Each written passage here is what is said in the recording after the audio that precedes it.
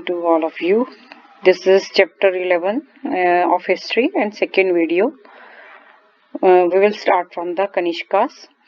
The Kanishka was the most famous Kushana rulers, and they ruled around 1900 years ago, and he is very much known in our history for the two reasons that they have started that Saka era calendar that we are using in now using as Hindu calendar, and this is now followed by our government also. And Kanishka wholeheartedly patronized the Buddhism as the Ashoka is patronizing. So that is why the historians called him also the second Ashoka. And he also encouraged art and literature also. He is very fond of art and literature. He patronized the Gandhara school of art also. The features of the post-Mauryan period means the period after the Mauryans. The period in which firstly we'll talk about their trade, how they are buying and selling the things. The trade flourished significantly during this period. Cholas, Cheras, Pandyas, Satvahanas, we have read in this chapter previously. Greeks and Kushanas promoted the trade and commerce, and they issued a large number of gold and silver and copper coins. And their ports are Puhar, Sopara, Kalyan, and Bharuch, and were the main centers for the trade. And the South India was the famous for gold spices, for their gold and spices, especially the black pepper and precious stones also, that are the pearls. And pepper was much valued in the Roman Empire, and it was known as the black gold at that time. So traders carried these items to Rome and the other countries, and selling on the high prices. And when they are going with the land trade, they move in caravans.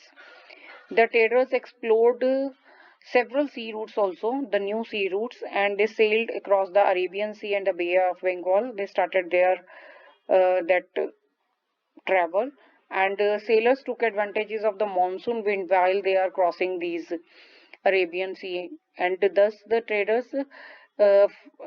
moved towards the East Africa and Arabia there when they wanted to reach and western coast of subcontinent, and they choose to sail with the southwest monsoon winds. The winds are help them to move towards the Africa. And now we'll talk about the silk route that earlier I have talked. This is what is the silk?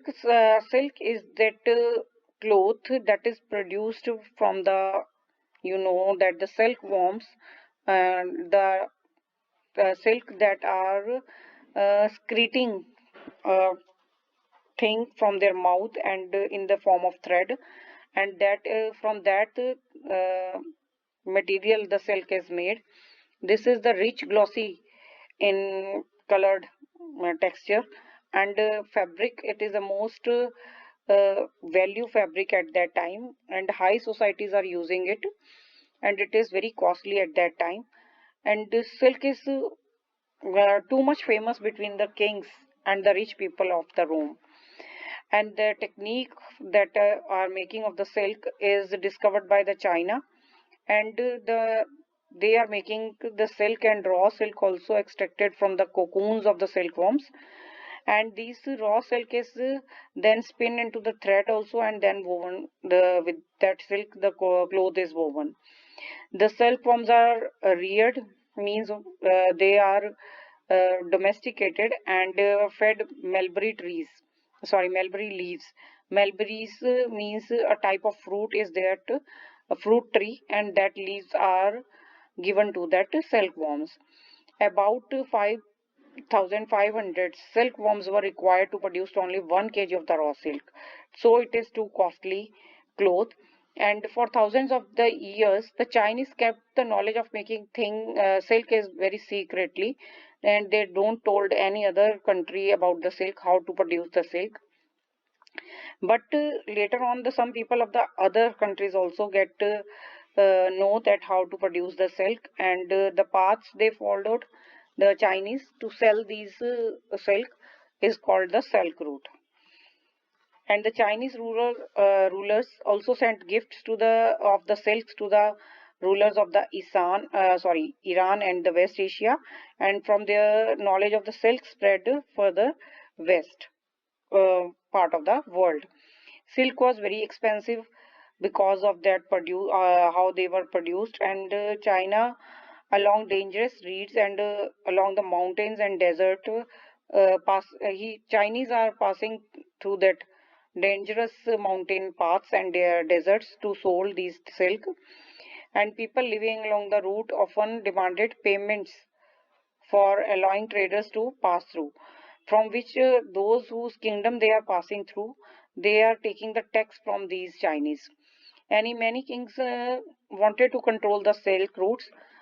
Too many kings, those who are coming in the power, they try to control the silk route, and they also taking the benefit from these silk traders, are taking the gifts from these silk traders. And the best known of the rulers who controlled the silk route were the kushanas. And during their rule, a branch of silk route extended from Central Asia down to the seaports of the mouth of the river of Indus, that is the North India, and silk was shipped westwards towards the Roman Empire. So this is the silk route. Silk traders that are going towards the westward, they have to go through India. So the silk route was controlled by that Indian rulers. Now come the religions, that is Hinduism and Buddhism. There are two religion at that time. Buddhism, in the previous chapters we have learned about that Buddhism. Ashoka is following the Buddhism. Now we'll read about what is Buddhism. Buddhism was divided into two sects, that is Hinyan and Mahayan. Hinyan and Hinyan or Theravada Buddhism was the earlier and simple Buddhism, and Mahavayan was developed by the former Buddhism, and which had many rituals also. These two forms of the Buddhism had two distinct features. Firstly, we will talk about Hinyan Buddhism. Buddha's presence was shown in the sculpture by using certain signs. That in this sculpture, in this picture, you have watching too many signs. This is the sign, and this here it is, and was shown the sculpture with the people tree also. There is people tree also, you can see. And under Mahayan Buddhism, the statue of Buddha were made. Such statues were mostly made in Mathura and Takshila. And a belief is that bodhisattvas developed under the Mahayan. Bodhisattva means where the Buddhism pilgrims are living. That are called that bodhisattvas. And bodhisattvas were considered to be the persons who had attained enlightenment. Those who are living in that bodhisattvas, after attaining enlightenment, they could live in the complete isolation and meditation and in peace, and they live in the monasteries, and they could also remain in the world to teach and help the people. And how the Buddhism expanded. Buddhism flourished significantly, means importantly, in the during the period of the Kanishka. Especially Kanishka wholeheartedly patronized Buddhism, and Ashoka is also. So it is called the second Ashoka, and he organized a Buddhist council where scholars met and discussed important matters. And a famous poet of his court, Ashvaghosha, composed the biography of Buddha, means the life of the Buddha, written in a book named as Buddha Charita. And now the Buddhist scholars began to write in the Sanskrit language also. And Buddhism spread all over India. Dozens of the caves were hollowed out of for the monks to live in, that are called the monasteries.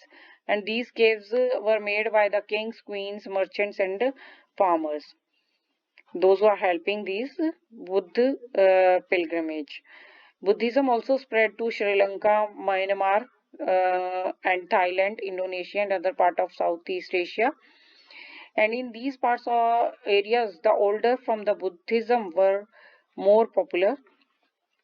In the old time, in these areas, Buddhism was more popular, and similarly, the worship of Bodhisattvas became very popular, especially in the Central Asia, China, Korea, and Japan.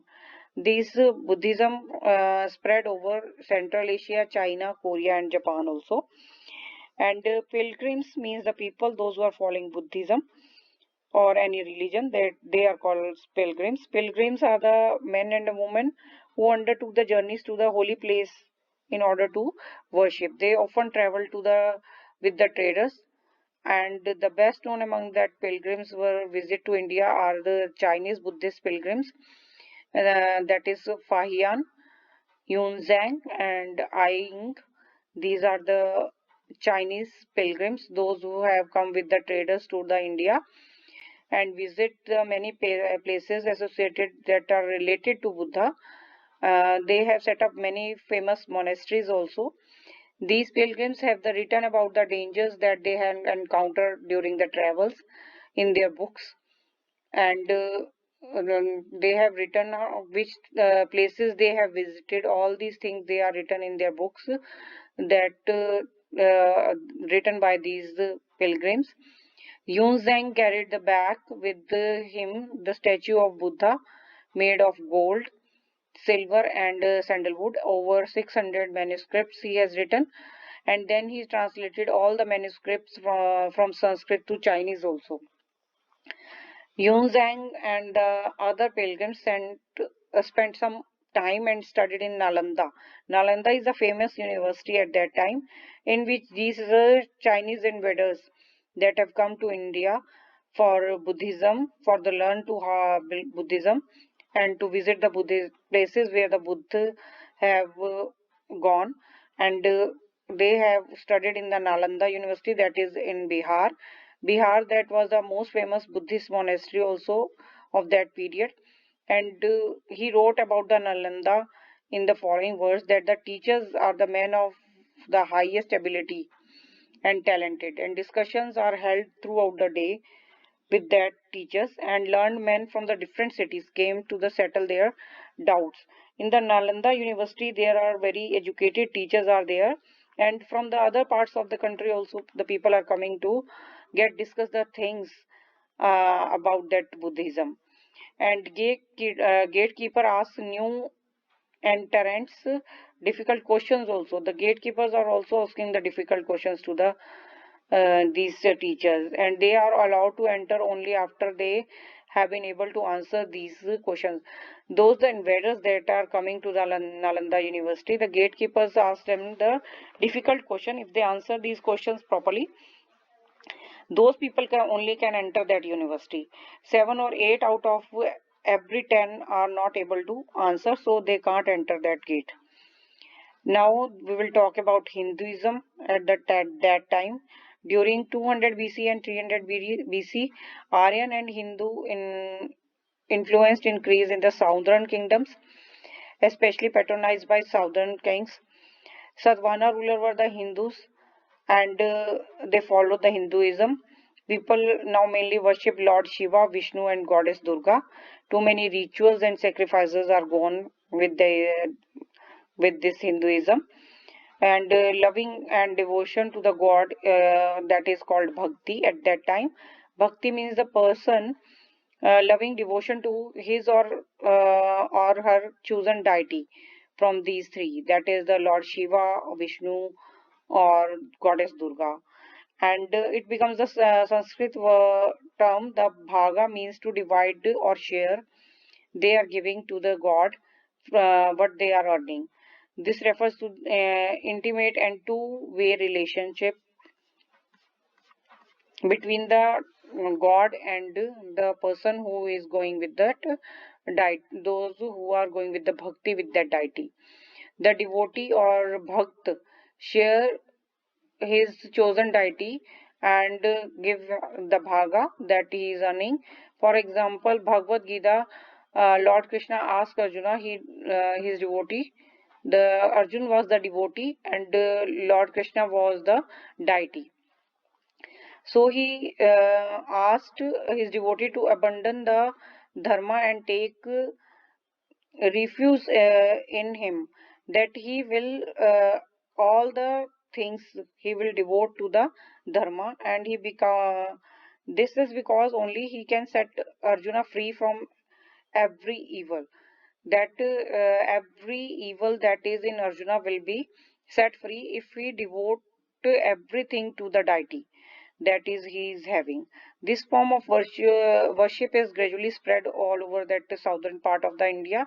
The deities like Shiva, Vishnu, Durga were worshipped through the bhakti. Main features of the bhakti at that time is first is loving devotion, means that the system emphasizes on the devotion only, means they are devoted to the goddess, those who they are worshipping, and performing rituals and sacrifices also, means sacrifices you can say that they are giving killing the animals also. And spiritual images, second is that spiritual images, according to the idea of bhakti, the devotee worship the chosen deity with a pure heart, and deity will appear in the form in which he or she may desire. They can make that idol as they want to make it. So the deity could not could be thought of the human being, like fish, lion, anything they can think, and they can worship that god in any form. That was why the artists began to make beautiful images of these deities in the form of fish, lion, and as the people want to wish do bhakti of that deity. Beginning of the temples also, so too many temples are made during these periods, because too many special deities images are made in their homes also, and these homes are also known as the temples. And development of the art is also gone through this period. According to bhakti, devotees had completed devotion of their deities, so they wanted to do their best for their deities.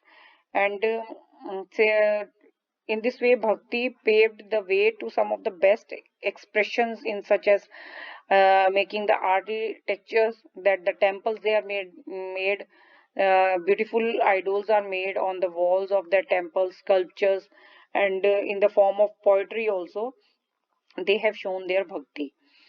Now universality, that is anybody or any woman or man or rich or poor can go with bhakti, low caste or belonging to low or high caste, anyone can go take the path of the bhakti.